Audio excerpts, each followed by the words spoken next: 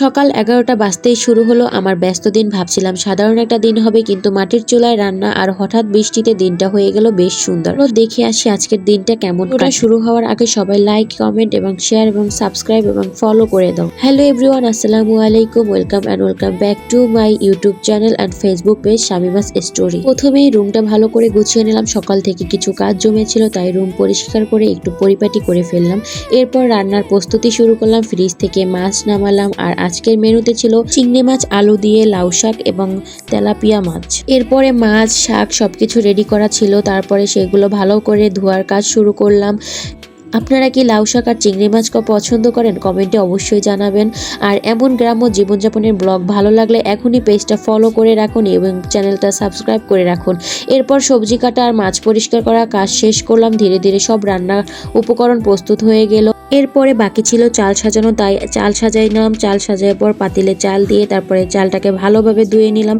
ভালোভাবে ধুয়ে তারপর এটাকেও মানে সবকিছু মাটির চুলায় রান্না করব দেখে সবকিছু আস্তে ধীরে রান্নাঘরে নিতেছিলাম। রান্নার শুরুর আগে রান্নাঘরটা ঝাড়ু দিয়ে পরিষ্কার করে নিলাম। যে কোনো জায়গায় পরিষ্কার পরিচ্ছন্ন থাকলে কাজ করতে ভালো লাগে এবং সেখানে একদম নিরিবিলি বসা যায়, কোনো গিলটি ফিল হয় না বা কোনো কিছু। তার জন্য সুন্দর করে এখানে রান্নাঘরটা ভালোভাবে পরিষ্কার করে নিলাম। তারপরে তোমাদের সাথে এটা ফ্রেশ বা যেভাবে আছে সেটা তোমাদেরকে দেখালাম। এরপরে রান্না করার জন্য উপর থেকে ওইখানে আলাদাভাবে এটা লাকড়ি রাখা ছিল, তো সেইখান থেকে লাকড়ি নামাইলাম। নামানোর পরে ভালোভাবে মাছটাকে ধুয়ে নিলাম লবণ দিয়ে এবং পানি নিয়ে, তারপরে গরম পানি দিয়ে ভালোভাবে একদম ধুয়ে নেব। তারপরে এখানে চুলার উপরে রাখছি। এক সাইডে ভাতের পাতিল ছিল, অন্য সাইডে মাছ এখানে গরম পানির জন্য দেব। তারপরে চুলায় আগুন জ্বালিয়ে গরম পানি দিয়ে এটাকে ভালোভাবে মাছটাকে একদম পরিষ্কার করে ধুয়ে নেব। এতক্ষণে যদি ভিডিওটা ভালো লাগে তাহলে একটা লাইক দিয়ে পাশে থাকবেন, আর ইউটিউবে দেখলে চ্যানেলটা সাবস্ক্রাইব করতে ভুলবে না। ফেসবুক পেজ থেকে দেখলে অবশ্যই পেজটাকে ফলো করে দেবেন। তারপরে আমি এখানে মশলা দিলাম, হলুদ, মরিচ, লবণ দিয়ে ভালোভাবে এটাকে মেখে নিব। তারপর এটার উপরে চুলায় তেল গরম হতে দিব। তারপর তেল গরম হয়ে যাওয়ার পরে এটাকে মাছটাকে আমি ভালোভাবে ভেজে নিব একদম সুন্দর করে। তো ভেজে নেওয়ার যতক্ষণ না এটা মাছটা ভাজলে অবশ্যই ভালো লাগে, তাই এটাকে ভালোভাবে ভেজে নেব। এবং এটা রান্না করা ছাড়া যদি তেলে ভাজলে তারপরও খাওয়া যায়, বাট আমার আজকে মাছ উল্টাতে যাই ভাই, মাছটা বেঁকা হয়ে গিয়েছে। সরি, বেঁকা না, মাছ ভেঙে গেছে অনেকগুলো বলতে আমি এখানে প্রথমে চুলা জ্বালাইতে ভালোভাবে পারছিলাম না, এর জন্য আমার এখানে সমস্যা হয়েছিল।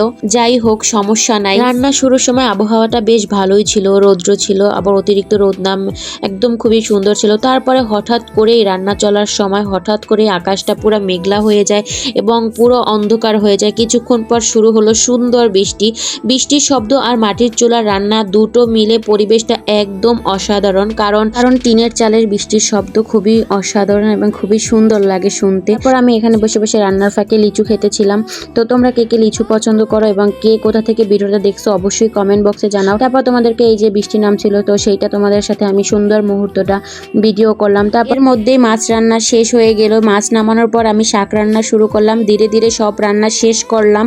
রান্না শেষ হওয়ার পর গোসল করে ফ্রেশ হলাম। তারপর সবাই মিলে বসে গরম গরম খাবার খেলাম এবং আমি সারাদিন পরিশ্রমের পর নিজের হাতের রান্না করা খাবার খেতে সত্যি খুব ভালো লাগে ভাই, কারণ নিজে রান্না করছি, এটা খেতে খুবই মজা লাগবে। তো তোমরা কে কে নিজের রান্না নিজে খেতে খুব ভালোবাসো অবশ্যই কমেন্ট বক্সে জানাবা। এই ছিল আমার আজকে ছোট দিনের গল্প। ভিডিওটা ভালো লাগলে লাইক, কমেন্ট, শেয়ার আর ফলো করতে ভুলবেন না। দেখা হবে পরের ব্লগে। আল্লাহ হাফেজ এভরিওয়ান, সবাই ভালো থাকো, সুস্থ থাকো, বাই বাই।